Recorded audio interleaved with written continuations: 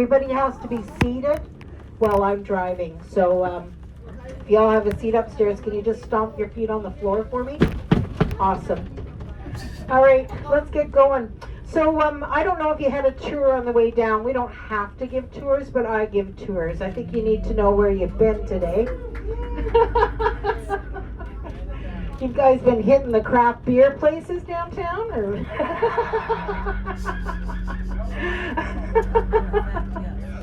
So you are in a city that has is steeped in history and huge connections to the San Francisco here.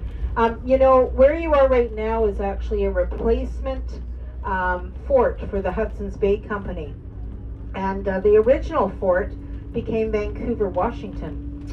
With the signing of the Oregon Treaty, it was pretty obvious to the British it wasn't going to end up in British territory anymore. So they sent Sir James Douglas out to look for a new Fort Vancouver.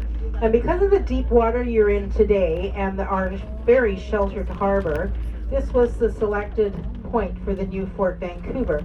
And they decided to name it Fort Victoria after Queen Victoria. She was the reigning queen at the time. And the Empress is also named after Queen Victoria. She was the Empress of India. So we were rolling along in the 1840s, building that fort, organizing the city, and there were only two organized cities on the whole west coast of North America at that point. It was San Francisco and Victoria. So lots of commerce back and forth. And we started to build that neighborhood you're docked in today, James Bay. It's the oldest neighborhood north of San Francisco. Just shortly after the build of the fort in the late 1840s. But the 1850s came, and so did a huge gold rush all over this province. Now you are on an island, but this island is the size of Taiwan. We are 300 miles long and 60 miles wide.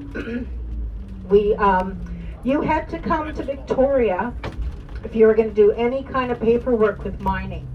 So you're staking a claim, you're starting a mine, paperwork first, and you either headed up island or you went over to the mainland and went up one of the rivers. When you found gold, you came all the way back to Victoria to cash it in. There was no other way to convert your gold to cash. So if you were walking around, you saw a lot of buildings that looked like banks. Well, they probably were back then. We had a population of 300, and then 2 months later, 30,000 plus people were living here.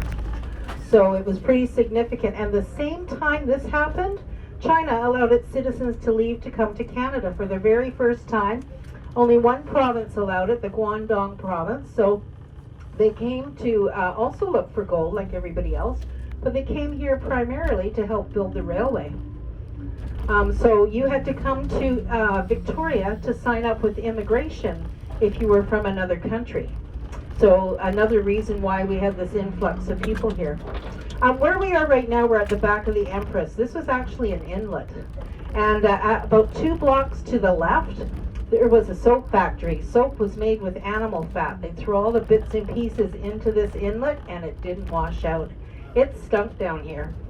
They ended up filling it, and they built the Empress Hotel on top of it. It sits on 2,300 pylons. Those pylons are Douglas fir trees. On the left-hand side, this building here, the brick building, that was the very first indoor saltwater pool in the world. It opened up in 1924, and that top level, there was an orchestra that played music for all the people that were swimming their laps. It was attached to the Empress Hotel with an underground tunnel here. And in front of us, that is Thunderbird Park. All of those totems were carved by the students of a very master carver on the west coast here, Mungo Martin. And some of his original work are in the museum that we're going to pass right now. And he lived in that longhouse for a time while he was teaching.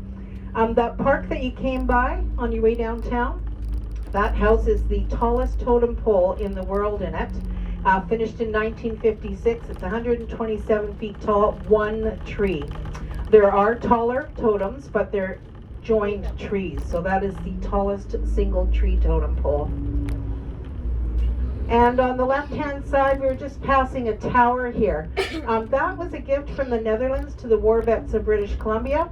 A thank you for our participation in the Nazi occupation of the Netherlands, just helping them out. And on the left here, this is our Parliament buildings. That is where our provincial government meets. Now, that building was finished in 1904. The Parliament buildings, the Empress and Crystal Gardens were all designed by a famous architect here, Sir Francis Mawson Rattenbury. And his last design before he returned to England is on our right-hand side in front of the bus. That's the old steamship terminal. And we've had some pretty wealthy people and well-known people hanging out here at the Empress. Bing Crosby and Walt Disney used to come up here often. And John Wayne every summer would park his yacht in the harbor there, and he liked to golf. We have the oldest continually running golf course in Canada. He liked to fish. We've got quite a sports fishing industry. And he used to hang out in the Bengal bar at the Empress and drink, but so did the other boys too. But many people have come here. Sir Winston Churchill, King George, Shirley Temple, even Lassie had a little stint at the Empress Hotel there. This is the vacation capital, the honeymoon capital, and the retirement capital of Canada. People come here from all over the world. We're just passing a couple of ferry terminals. The Coho ferry is 2 times a day, Port Angeles to Victoria. And the Clipper is a catamaran passenger ferry, Seattle Harbor to our harbor. We have 2 international airports, and we have 2 ferry terminals, so lots of ways to get here. On the left, the Pendray family's house, the Stinky Soap Factory people. That's where they lived. They also owned Babco Paints, which is on our right here. It's now the Admiral Inn. And they had the first phone in town, the Pendrays. Actually, they had the first 2 phones in town because there was nobody else to call. And we shared a phone book with San Francisco until the early 1930s. So we're just entering back into James Bay. There's loads of heritage homes in this neighborhood. If you ever come back and walk around here, they all are designated heritage homes if they have a plaque on the front entryway. And it does mean you purchase one of those houses, you are committed to keeping it just as it is on the outside. You are not allowed to change the outside of the building. You can do whatever you like on the inside. And if you were walking around downtown, you got down to Johnson Street or maybe along Wharf Street, a lot of those buildings, because we had this building boom with all these people coming here, we ended up ordering prefab fronts to buildings, commercial buildings from San Francisco. They were all shipped up here on steamships, and now those are all heritage buildings. So the same deal, you have to maintain them as they are on the outside. So we're always going to have that visual connection to San Francisco as well. This is a foodie town as well, by the way. This is on the left, this is one of my favorite restaurants here. They have their waiters from Italy, actually, and they make everything from scratch. It's absolutely wonderful. On the right-hand side, you're going to get a glimpse of Fisherman's Wharf. Now, that was all fishing trawlers up until the 1970s, but now it's kind of a hangout for tourists and locals. There are people living down there on houseboats. You can rent a houseboat, like our Airbnb. There's all kinds of little souvenir shops and small restaurants along the dock. It's kind of a nice walk, 15 minutes from the ship.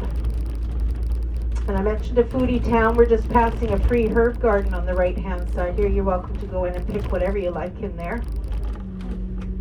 This whole island is all about food, craft beers. Yeah, we have excellent wines here, dry wines, because we have a hot, dry season.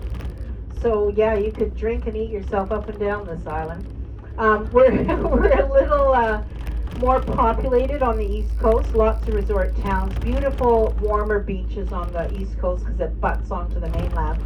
And then on the West Coast, it's kind of wild, like there's a very wild actually, but very good surfing and very excellent hiking trails, world-class hiking actually. So we do have the most cougars per capita of anywhere in North America. I'm talking about animals right now. And we do have black bears and wolves here. So if you are hiking on the West Coast, you're definitely going to have to be a little bit aware of that. We do not have moose, skunk, badgers, poisonous snakes, poisonous spiders. We don't have anything like that here. Just all those cougars. Let's see. On the right-hand side here, this is our Canadian Coast Guard. They are not run by the military. They do not carry guns. We do a lot of search and rescue out in these cold waters, and we are run by the federal government. Top price for a home in Victoria has just dropped $100,000. We are the third most expensive place to live because of our extremely mild climate. And it's about $1.3 million this year. Average one-bedroom apartment, $2,300 to $2,500. We have 4 main employers here in Victoria, and tourism was number one forever, but it actually was superseded 10 years ago by tech. Tech anything. Computers, programming, gaming. And in fact, one of our 2 universities is doing stem cell research. They're 3D printing stem cell slurries. So all about the tech. Second is tourism. Third is government. This is the capital. And fourth is the Navy. The Navy's been a top employer right from the get-go with the Hudson's Bay Company and the British Royal Navy. So I hope you're inspired to come back. You've just seen the tip of the southern part of this island. I mean, it's 9-hour drive on the highway from one end to the other, and you've got all the Gulf Islands, so much to see here. So, you know, I thank you very much for getting off your boat and coming to see what we're all about. I actually rely on you doing that, but I hope you're inspired to maybe come back and see what else we have to offer on this island. So I'm conveniently dropping you off right in front of the family gift shop here. So you're going to enter back onto your boat on the right-hand side, and we're starting a new thing. We've got local artists that are have their work for sale, and that's the first time we've been doing that. So you might want to check out that too. So thanks again, folks, for your time, and yeah, I really hope you enjoyed yourself. Oh my goodness. Thank you. Well, you can show your appreciation however you want. That's awesome. Thanks again. I'll just turn the lights on and we'll get those chairs off last here.